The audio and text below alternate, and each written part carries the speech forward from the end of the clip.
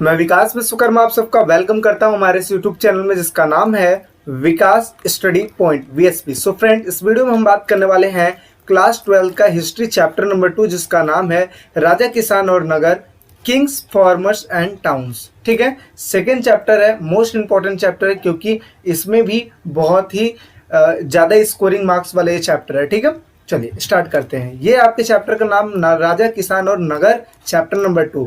एक चीज यहाँ पे ध्यान रखिएगा, जहाँ हमने फर्स्ट चैप्टर में ये बात किया था हड़प्पा सिविलाइजेशन के बारे में, जहाँ पे हमने देखा कि हड़प्पा में रहने वाले लोग कैसे हुआ करते थे, क्या क्या स्रोतों के माध्यम से हमने देखा था। जहाँ पे ये देखा था कि किन किन केंद्रों में उनका व्यापार हुआ करता था, किन किन राज्यों से व्यापार हुआ करता था, वो क्या क्या वस्त्र यूज करते थे, मतलब बहुत सारी चीज़ों के बारे में हमने मतलब डिस्कशन किया है फर्स्ट चैप्टर में। अब इसमें हम बात करेंगे सेकेंड चैप्टर में, जहाँ पे हम देखेंगे राजा का आगमन कैसे हुआ, किसानों के बारे में थोड़ा सा चर्चा करेंगे, इसके अलावा हम चर्चा करेंगे नगरों के बारे में। और ये ड्यूरेशन क्या है? ड्यूरेशन है 600 ईसा पूर्व से लेकर 600 ईस्वी के बीच की बात हो रही है, जहाँ पे आरंभिक राज्य और अर्थव्यवस्थाएं देखेंगे, कैसे कैसे उनका जीवन यापन होता था। आई बात समझ में? फर्स्ट चैप्टर हड़प्पा सिविलाइजेशन, जिन बच्चों ने नहीं देखा है डिस्क्रिप्शन में उसका लिंक है, जाकर वो देख ले। सेकेंड चैप्टर बहुत ही ज्यादा इंटरेस्टेड है, राजा किसान और नगर। आई बात समझ? स्टार्ट करते हैं। तो फर्स्ट चैप्टर हड़प्पा सभ्यता, ड्यूरेशन क्या था? 2600 ईसा पूर्व से लेकर 1900 ईसा पूर्व। अब इसके बाद क्या होता है? सेकेंड चैप्टर, इसके बाद का जो युग स्टार्ट होता है वो स्टार्ट होता है वैदिक युग, और जिसका ड्यूरेशन चलता है 1500 ईसा पूर्व से लेकर 600 ईसा पूर्व के बीच में। इसके बाद जो ड्यूरेशन चलता है वो चलता है लौह युग का। इसका जो समय माना जाता है 600 ईसा पूर्व से लेकर 600 ईस्वी के बीच में माना जाता है। ये बात समझ में आ गई? इसलिए सीक्वेंस वाइज मैंने लिखा है, पहला हड़प्पा सभ्यता, दूसरा मैंने लिखा है वैदिक युग, और तीसरा लिखा है लौह युग। आई थिंक कोई दिक्कत नहीं हुई होगी। नेक्स्ट बात करते हैं आगे। अगर देखें तो हड़प्पा तो हमने पढ़ लिया है, अब बात करेंगे वैदिक युग। युग का मतलब होता है समय, वैदिक का मतलब होता है वेद से रिलेटेड है, यानी कि वो समय जिसमें वेदों की रचना हुई थी उसे ही वैदिक युग कहते हैं। ठीक है, और इसका समय क्या माना जाता है? 1500 ईसा पूर्व से लेकर 600 ईसा पूर्व। अब देखो, इसको दो चीजों में कैटेगराइज कर दिया गया है। कौन कौन सी चीजों में? तो देखिए, इसे दो चीजों में कैटेगराइज कर दिया गया है, यानी कि ऋग वैदिक काल और उत्तर वैदिक काल। दो चीजों में कैटेगराइज कर दिया गया है। और इसका समय क्या रखा गया है? वैदिक काल जो चला, ऋग वैदिक काल जो चला था 1500 बीसी से लेकर 1000 बीसी। बीसी को ही हिंदी में बोलते हैं ईसा पूर्व। इसके बाद देखते हैं दूसरा जो टाइम चला था उत्तर वैदिक काल का, 1000 ईसा पूर्व से लेकर 600 ईसा पूर्व, यानी कि 1000 बीसी से लेकर 600 बीसी के बीच में चला था। इसी को हमने दो हिस्सों में डिवाइड कर दिया, एक ऋग वैदिक काल, दूसरा उत्तर वैदिक काल। अब एक्चुअल में ऋग वैदिक काल है क्या, उत्तर वैदिक काल है क्या, आगे तो हम पढ़ेंगे, लेकिन एक शॉर्ट डेफिनेशन हम यहाँ पे समझ लेते हैं। पहले हमने समझा वैदिक युग, वेदों की रचना हुई थी। अब समझते हैं कब कब हुई थी। तो ऋग वैदिक काल में ऋग्वेद की रचना हुई थी, और उत्तर वैदिक काल में बचे जो 3 वेद हैं, जैसे यजुर्वेद, सामवेद, अथर्ववेद, इनकी रचना हुई थी उत्तर वैदिक काल में। समय तो आपको पता ही है, 1000 से लेकर 600 ईसा पूर्व। ठीक है, अब यहाँ पे देखिए, अभी हमने इसका बात कर लिया, अब बात करते हैं लौह युग का। लौह युग क्या है? तो सेम ऐसे जैसे हमने इसका डेफिनेशन लिखा, ऐसे इसका लिखेंगे। युग, युग का मतलब होता है समय, लौह का मतलब होता है लोहा, यानी कि वो समय जिसमें लोहे की बहुतायत, यानी कि लोहे का एक तरीके से बोलो बहुतायत मात्रा हमें मिला था, और इसी की वजह से कई सारी चीजों में चेंजेस आए थे, परिवर्तन आए थे। जहाँ पे हल्का प्रयोग होता था, वहां पे नीचे अब जो एक फाल टाइप में पोर्शन होता है ना, वो लोहे का होता है, जिसकी वजह से वो मिट्टी में जा सके। जिन बच्चों ने देखा होगा हल वगैरह देखा होगा, तो उसमें देखे होंगे कि जो नीचे का पोर्शन होता है वो होता है लोहे का, जिसकी वजह से अच्छे प्रकार से खेतों की जुताई हो पाती है। तो लौह युग, जिसकी वजह से काफी परिवर्तन हुए थे, और ये टाइम था 600 ईसा पूर्व से लेकर 600 ईस्वी के बीच की बात हो रही है। ईसा पूर्व समझते हो जो नेगेटिव चलता है, और ईस्वी जो पॉजिटिव चलता है। ठीक है, तो ये चीज है। यानी कि ईसा मसीह के जन्म से पहले जितनी भी घटनाएं घटी थी वो ईसा पूर्व में घटी थी, और ईसा मसीह के जन्म के बाद की जितनी घटनाएं थी वो ईस्वी में काउंट होती है। ठीक है, आई बात समझ में? आगे बात करते हैं। अब देखिए यहाँ पे हमने बात किया था राजा, किसान और नगर। तो सबसे पहले देखते हैं राजा। एक राजा थे, हर्यक वंश की स्थापना हुई थी। कब हुई थी? 544 ईसा पूर्व में, और इनका शासन चला था 544 ईसा पूर्व से लेकर 412 ईसा पूर्व के बीच में। ठीक है, और इसकी स्थापना किन्होंने किया था? बिंबिसार ने किया था। ध्यान से देखिएगा, बिंबिसार। ठीक है, आगे चल के एक और नाम मिलेगा, आप उनमें कंफ्यूज हो जाएंगे, इस वजह से मैं बोला बिंबिसार, ध्यान से देख के चलिएगा। ठीक है, तो जो बिंबिसार थे इन्होंने ही हर्यक वंश की स्थापना की थी, और इनके जो लास्ट के संस्थापक थे वो कौन थे? नगदशक थे। ठीक है, नगदशक इनके लास्ट संस्थापक थे। फिर क्या होता है, इनके बाद एक और शासक आते हैं, एक और वंश आता है जिसको बोलते हैं शिशुनाग वंश। इनकी स्थापना कब हुई थी? कब उनका शासनकाल कब चला था? 412 से लेकर 344 बीसी तक चला था, और इनकी स्थापना करने वाले कौन थे? शिशुनाग थे। कौन थे? शिशुनाग नाम था ये। ठीक है, और इनके जो लास्ट संस्थापक थे वो थे नंदीवर्धन। ठीक है, इसके बाद जो साम्राज्य आया, वंश आया, उनका नाम था नंद वंश। इनका जो साम्राज्य चला था, वंश चला था 344 से लेकर 312 बीसी तक चला था, और किसने इस चीज को स्थापना की थी? महापदम नंद ने की थी। और इसके बाद घनानंद इसके लास्ट संस्थापक थे, लास्ट। ठीक है, सम्राट थे। आगे इसके बाद एक और वंश आता है मौर्य वंश, और जो ये चैप्टर है आधारित है मौर्य वंश के बारे में। वैदिक काल के बारे में ज़्यादा कुछ नहीं है, बस थोड़ा सा इंट्रोडक्शन है जो कि एक स्लाइड में ख़त्म कर देंगे, और बाकी का जो चीज़ हम पढ़ेंगे वो पढ़ेंगे मौर्य वंश के बारे में। पहले हम ये चीज़ देखेंगे कि मौर्य वंश ने कैसे नंद वंश को पराजित करके अपना वंश स्थापित किया, और स्थापित करने वाले कौन थे? तो जैसा कि हमें पता है कि चंद्रगुप्त मौर्य ने ही घनानंद को खत्म करके, मार के, ये नंद वंश को हराकर मौर्य साम्राज्य की स्थापना की थी। और जो इसके लास्ट संस्थापक थे वो कौन थे? बृहद्रथ। ठीक है, बृहद्रथ इसके लास्ट संस्थापक थे। बट हमें इनके तक नहीं जाना है, इनके जो 3 मुख्य सम्राट हैं, जैसे चंद्रगुप्त मौर्य हो गए, चंद्रगुप्त मौर्य के जो बेटे हुए थे उनका नाम था बिंदुसार। क्या नाम था? बिंदुसार। यहाँ पे देखिए बिंबिसार लिखा है ना, उनका जो नाम था बिंदुसार। ठीक है, और इसके अलावा इनके जो बेटे हुए थे वो थे अशोक।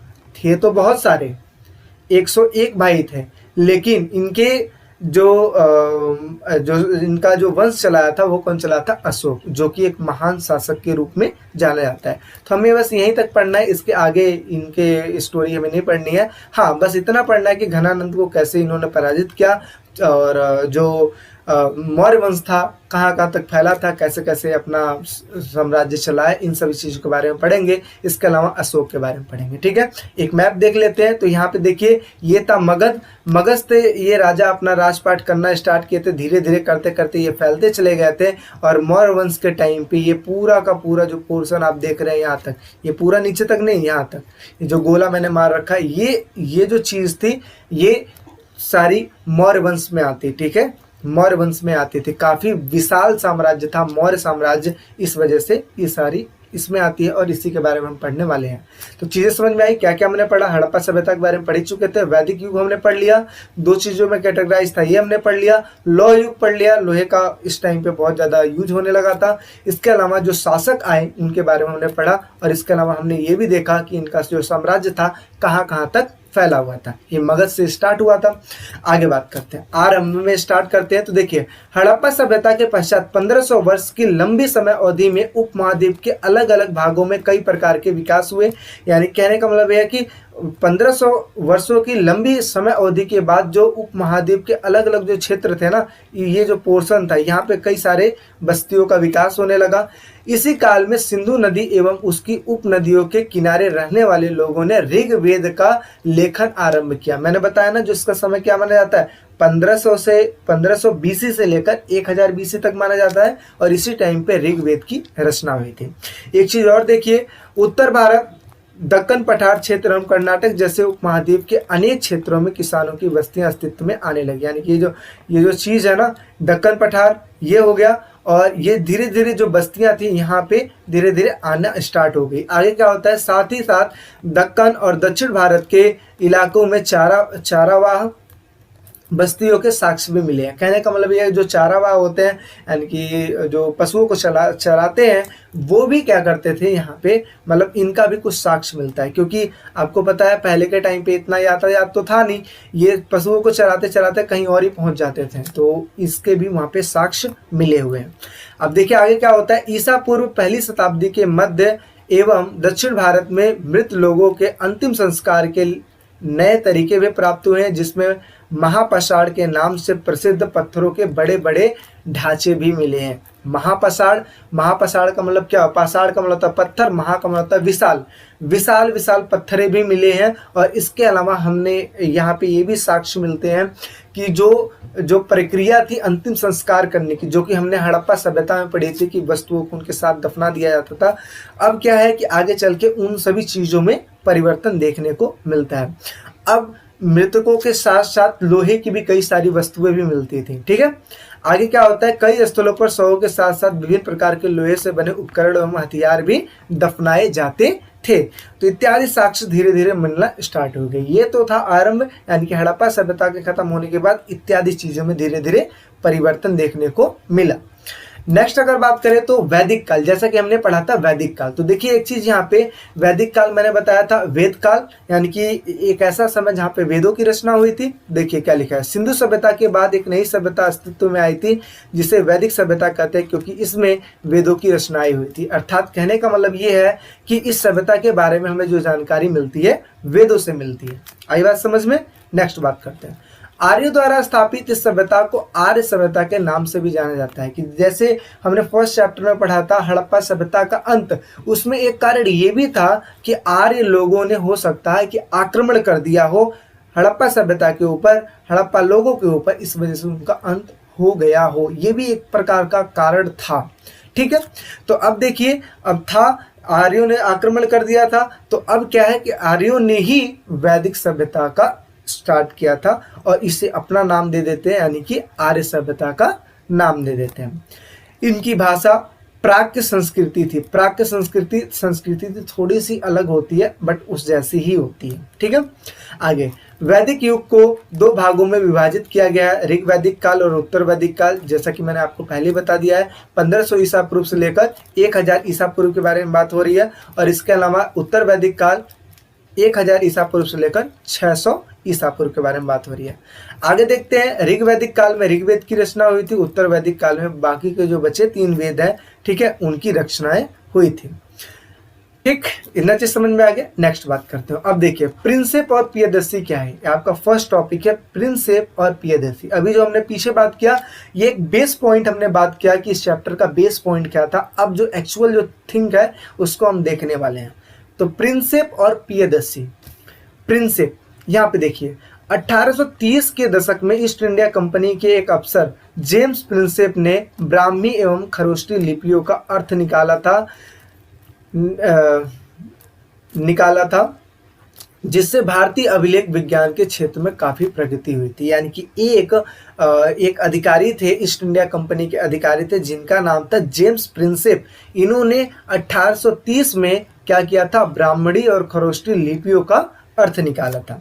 आगे क्या होता है, जेम्स प्रिंसेप द्वारा यह जानकारी प्राप्त हुई कि जो अधिकतर अभिलेख और सिक्के थे वह पियदर्शी में उत्कीर्ण लिखे गए थे। यानी कि इनका कहना यह था कि जो अधिकतर जो वो मिले हैं सिक्के जो मिले हैं, इस पे किसका वर्णन किया गया है, पियदर्शी का वर्णन किया गया है। अब ये पियदर्शी कौन है, तो पियदर्शी का अर्थ क्या होता है, मनोहर मुखाकृत वाला राजा। मनोहर मुखाकृत वाले राजा, अर्थात कहने का मतलब है कोई ऐसा राजा जो ध्यान अपनी ओर अट्रैक्ट करता हो, है ना। जैसे देखो शायद पर्सनालिटी वाइज चाहे उसका डिसीजन अच्छा हो, इस तरीके से वो अपने ओर अट्रैक्ट करता हो, इसी को पियदर्शी का नाम दिया गया है।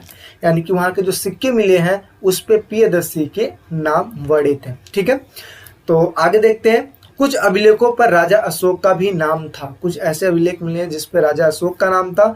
बौद्ध ग्रंथों के अनुसार अशोक सर्वाधिक समृद्ध शासक में से एक थे।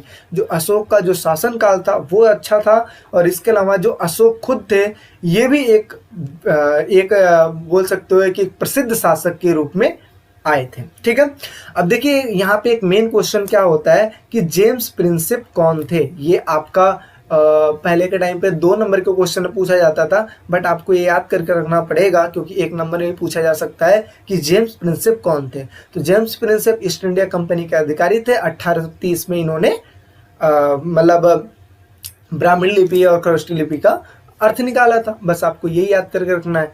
आगे बात करते हैं, अभिलेख क्या होते हैं। ठीक है, इंस्क्रिप्शन, ठीक है, इसको बोलते हैं इंस्क्रिप्शन बोलते हैं। अभिलेख क्या होता क्या है इस चीज के बारे में हम देखते हैं। तो अभिलेख जो पत्थर, धातु या मिट्टी के बर्तन जैसे कठोर सतहों पर खुदे उत्कीर्ण लेख होते हैं, प्राचीन काल से ही इसका उपयोग होता आ रहा है। यानी कि अभिलेख होते क्या है, ये पत्थरों पर, धातुओं पर, मिट्टियों के बर्तनों जैसे जो कठोर सतह होते हैं उस पे खुदे होते हैं या फिर उत्कीर्ण होते हैं। ठीक है, और इसे ही क्या बोलते हैं, अभिलेख बोलते हैं, और प्राचीन काल से इसका उपयोग होता आ रहा है। आगे क्या बात करते हैं, शासक अभिलेखों के माध्यम से नगरों में अपने आदेशों, नियमों को लोगों तक पहुंचवाते थे, जिससे लोग उन्हें देखकर उन्हें पढ़ सके और उनका क्या कर सके, पालन कर सके। यानी कहने का मतलब ये है कि जो शासक होते थे वो अभिलेखों के माध्यम से विभिन्न प्रकार के जो उनके डिसीजन होते थे, विभिन्न प्रकार के जो उनके नियम होते थे वो नगरों में लगवा देते थे, जिसकी वजह से जो लोग थे उनको देखते थे और उनको पढ़ते थे और आगे उसी चीज को फॉलो करते थे। आगे क्या होता है, आधुनिक युग में भी इसका प्रयोग देखने को मिल जाता है। जैसे आप देखते हो ना, घर जो बनवाते हैं तो घर पे हम एक छोटा सा टाइल लगवाते हैं जिसपे हम नाम लिखते हैं कि ये शांति भवन, ये फलाना भवन, ऐसा करके लिखते हैं ना, वो सब भी एक प्रकार के अभिलेख में ही आएंगे। ठीक है, आगे क्या देखते हैं, इन अभिलेखों में राजा के क्रियाकलाप यानी कि उनके जो कार्य करना है वो, और इसके अलावा हथियारों, महिलाओं और इसके अलावा पुरुषों द्वारा धार्मिक संस्थाओं को दिए गए दान का ब्यौरा होता है। यानी कि जो दान देते हैं पहले के टाइम पे जो लोग थे वो उस पे लिखवा देते थे। आज के टाइम पे क्या, फोटो क्लिक कर लिया। पहले के टाइम पे क्या होता था, पहले के टाइम पे लिखना पड़ता था क्योंकि उसमें कैप्चर करने के लिए फोटो नहीं थे, तो इस वजह से उसको लिखना पड़ता था। ठीक है, और आज के टाइम पे भाई फोटो क्लिक किया, एल्बम बनवा दिया, फिर कुछ और कर दिया, सोशल मीडिया पे उसको कर दिया, तो वो लंबे टाइम तक सेव हो जाते थे। ठीक है, लेकिन पहले के टाइम पे अभिलेखों पर भी ये सारा चीज होता था। आगे क्या है, अब ये जो ब्यौरा जिसमें दान के बारे में लिखा जाता था इसे ही दानात्मक अभिलेख कहा जाता था। प्राचीन अभिलेख प्राकृतिक भाषा में लिखे गए थे, जिसके साथ साथ ही इनमें तमिल, पाली और संस्कृत जैसी भाषाओं के भी अभिलेख मिलते हैं। ठीक है, प्राकृत भाषा और इसके अलावा तमिल, पाली, संस्कृत भाषा इत्यादि चीज़ों में कई सारे अभिलेख का मिला हुआ है, और जिसकी वजह से हम मौर्य साम्राज्य के बारे में समझ सकते हैं। ठीक है, नेक्स्ट बात करते हैं। अब देखिए यहाँ पे लिखा है कि प्रारंभिक राज्य यानी कि 6ठी शताब्दी ईसा पूर्व में एक परिवर्तन का काल क्यों माना जाता है। यानी कि जो 6ठी शताब्दी ईसा पूर्व था इसकी बात हो रही है, 600 ईसा पूर्व की बात हो रही है। तो ये जो टाइम था, ये जो टाइम है, इसको एक परिवर्तन का काल क्यों माना जाता है। तो मैंने आपको पहले ही बताया कि लोहे का यूज होना स्टार्ट हो गया था, नए नए राज्य आ गए थे। ठीक है, नए नए दार्शनिक, नए नए प्रकार की चीजें आ गई थी, जिसकी वजह से इनको एक मतलब एक परिवर्तन का काल माना जाता है। तो देखिए, प्रारंभिक राजाओं की उत्पत्ति होने स्टार्ट हो गई, राज्यों की धीरे धीरे उत्पत्ति होनी स्टार्ट हो गई, जैसा कि आपने राजाओं के बारे में पढ़ा। ठीक है, हर एक वंश के बारे में पढ़ा आपने, शिशुनाग वंश के बारे में, बहुत सारे वंशों के बारे में आपने पढ़ा।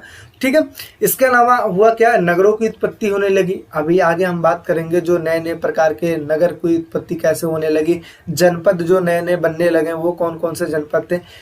ठीक है, इन सभी चीज के बारे में बात करेंगे। आगे क्या है, लोहे के बढ़ते उपयोग भी एक प्रकार का परिवर्तन का एक हिस्सा माना जाता है, क्योंकि लोहे की वजह से विभिन्न प्रकार की उपकरण बनाने में सहायता मिलने लगा। इसके अलावा बहुत सी ऐसी चीज़ें बनाई जाती थी क्योंकि लोहा मजबूत होता था, अन्य धातुओं के मुकाबले लोहा जो होता था मजबूत होता था, इस वजह से इसका उपयोग धीरे धीरे बढ़ने लगा।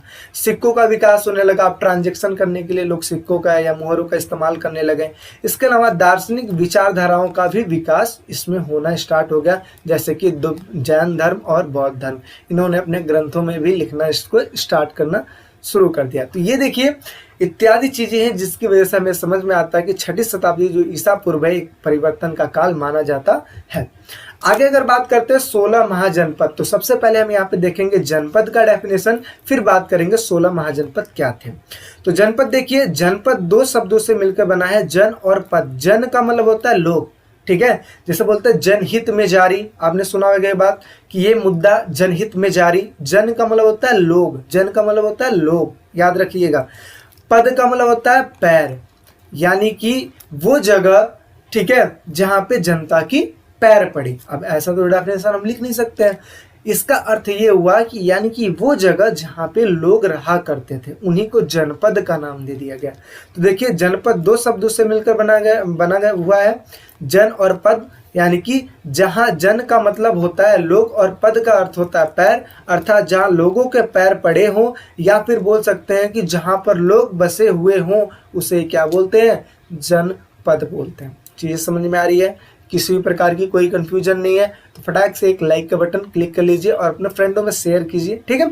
आगे बात करते हैं, 16 महाजनपद थे। इसमें हम बात करेंगे कि 16 महाजनपद कौन कौन से थे। तो देखिए, तो पहले अगर बात करें तो प्रारंभिक भारतीय इतिहास में 6वीं शताब्दी ईस्वी पूर्व को एक अहम बदलावकारी काल माना जाता है। जैसे कि हमने पहले पढ़ा, परिवर्तन का काल माना जाता है, क्योंकि राज्यों का उदय हुआ, लोहे का विभिन्न प्रकार का यूज होने लगा, सिक्कों का आगमन होने लगा, विभिन्न प्रकार के दार्शनिक आने लगे, ठीक है। इस वजह से इसको बदलावकारी काल माना जाता है। इस काल को अक्सर प्रारंभिक राज्यों, नगरों, लोहे के बढ़ते इस्तेमाल एवं सिक्कों के विकास के साथ साथ इसको जोड़ा जाता है, जैसे कि पीछे हमने बात ऑलरेडी कर रखा है। आगे क्या है, प्रारंभिक ग्रंथों में महाजनपद नाम से 16 राज्य का जिक्र मिलता है, यानी कि 16 टाइप के जनपद मिले हैं। कौन कौन से, अब इनको देखिए, जैसे मगध हो गया, अंग हो गया, काशी, कौशल, बज्जी, मल, छेदी, इसके अलावा वत्स, इसके अलावा कुरु, पंचाल, मत्स्य,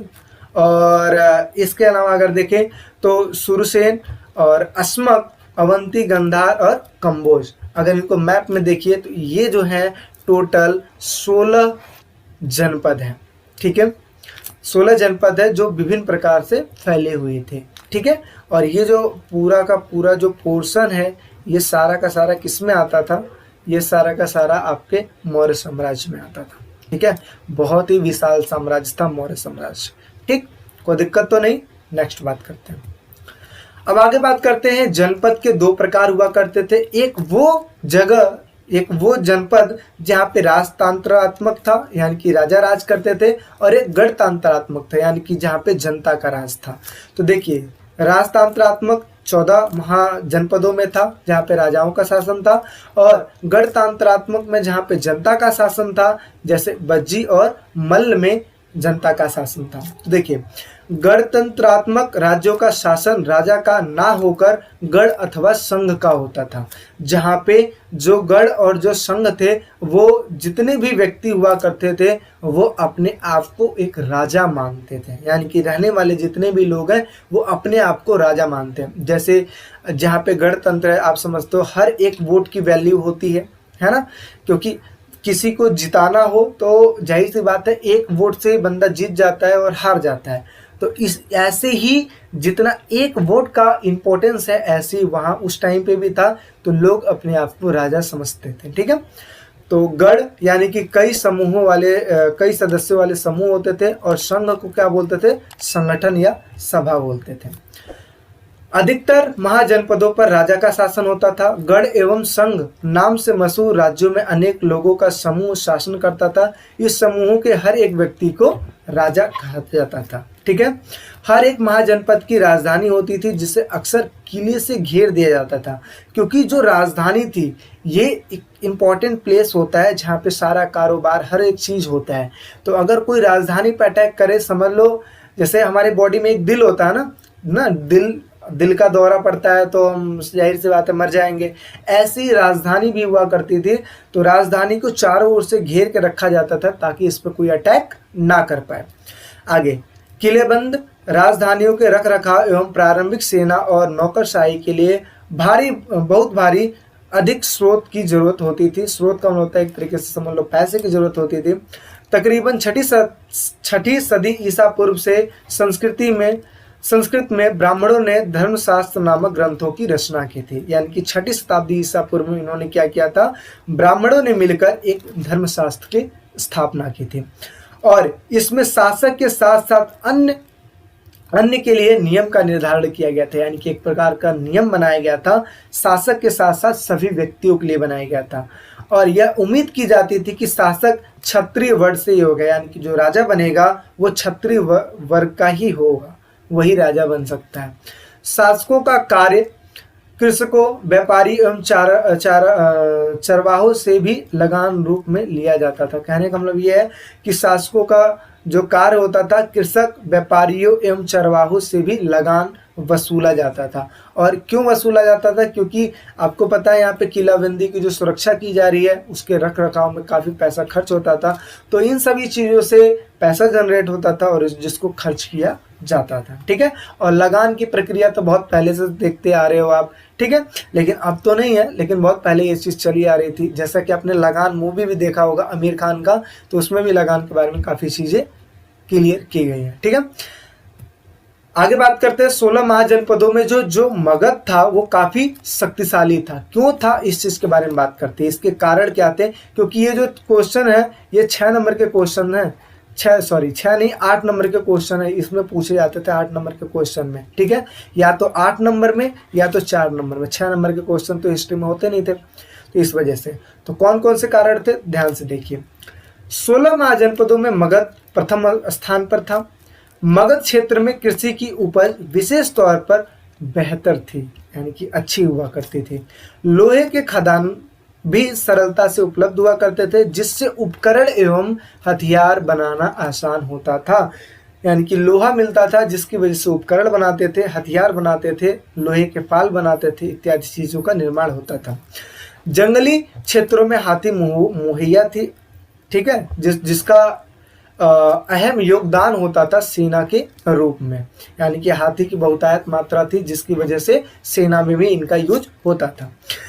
नदियों के रास्ते यातायात होना भी एक सस्ता और सुलभ माना जाता था, क्योंकि नदियों के रास्ते ज़्यादा खर्चा तो आएगा नहीं। आज के टाइम पे देखते हो पेट्रोल गाड़ी में पड़ता है, फिर हम कहीं लेके जाते हैं उसे तो काफ़ी खर्चा पड़ जाता है। लेकिन नदियों के द्वारा, बोटिंग के द्वारा अगर आपको आता है तो बोटिंग का खर्चा लगेगा, बाकी आप कहीं भी जा सकते हो, है ना। तो पहले के टाइम पे ये जो तरीका था एक सुलभ माना जाता था। ठीक है, आगे क्या है, योग्य और अत्यधिक महत्वाकांक्षी शासक। यानी कि कहने का मतलब उस टाइम पे जो राजा थे वो योग्य हुआ करते थे और महत्वाकांक्षी हुआ करते थे। यानी कि कई सारे साम्राज्यों को जीतकर अपने साम्राज्य को बहुत बड़ा बनाने वाले होते थे। ठीक है, सुरक्षित राजधानियां हुआ करती थी। राजधानियों को अक्सर किले से घेर दिया जाता था, है ना, चारों साइड किले बना दिए जाते थे जिसकी वजह से उसका सुरक्षा किया जा सके। आगे क्या है, आरंभ में राजगाह मगध की राजधानी थी, जिसका मतलब होता था राजाओं का घर। राजगाह, राज का मतलब होता है राजा, गाह का मतलब होता है घर, यानी कि राजाओं का घर। और राजगाह पहाड़ियों के मध्य बसा हुआ था। यानी कि बसा कहाँ था, पहाड़ियों के मध्य बसा हुआ था और इसके चारों ओर किलेबंदी की गई थी जिसकी वजह से इस पर कोई अटैक ना कर पाए। आगे क्या होता है, बाद में 400 ईसा पूर्व में पाटलिपुत्र को इसकी राजधानी बना दी जाती है और आज के टाइम पे क्या है, इसे पटना बोला जाता है। तो इत्यादि चीज़ें हैं जहाँ पे हमने देखा मगध के बारे में। ठीक है, हमने इत्यादि चीज़ों के बारे में हमने देखा। ठीक है, आई होप सारी चीज़ें आपको समझ में आएगी। किसी भी प्रकार की कोई कंफ्यूजन हो तो वो आप बताइएगा। एक बार वीडियो और देखिएगा, क्योंकि आप 2 बार 3 बार अगर देखते हैं तो आपके दिमाग में बैठ जाएगा। ठीक है, एक बार आप देखोगे तो कई सारी चीज़ें आपको समझ में आएंगी, कई सारी चीज़ नहीं समझ में आएगी। दूसरी बार देखोगे तो कई सारी चीज़ें और क्लियर होगी। जैसे आप मूवी देखते हो, एक बार देखते हो तो कई सारी चीज़ें क्लियर नहीं होती, दूसरी बार देखते हो आपको बहुत ही अच्छे ढंग से समझ में आ जाती है। ठीक है, तो ऐसे ही ये भी है, जितनी बार देखोगे आपके लिए ज़्यादा बेनिफिशियल रहेगा और जो पेपर आएगा उसमें सारे क्वेश्चन यहीं से बनेंगे। ठीक है, ये जितने भी टॉपिक कवर अप करवाए जा रहे हैं, हाँ, सब के सब आपके बुकों से करवाए जा रहे हैं ताकि एक भी चीज़ छूटे ना। एक पार्ट और इसका बनेगा और उसमें ये चैप्टर ओवर कर देंगे। ठीक है, और वीडियो देखने के लिए थैंक यू सो मच और ज़्यादा से ज़्यादा फ्रेंडों में शेयर कीजिए। वीडियो लगी कैसे कमेंट सेक्शन में ज़रूर बताएं। उसके अलावा लाइक करें, शेयर करें, सब्सक्राइब करें। मिलते हैं एक नेक्स्ट पार्ट में अगले वीडियो के साथ। अभी के लिए टेक केयर, बाय बाय।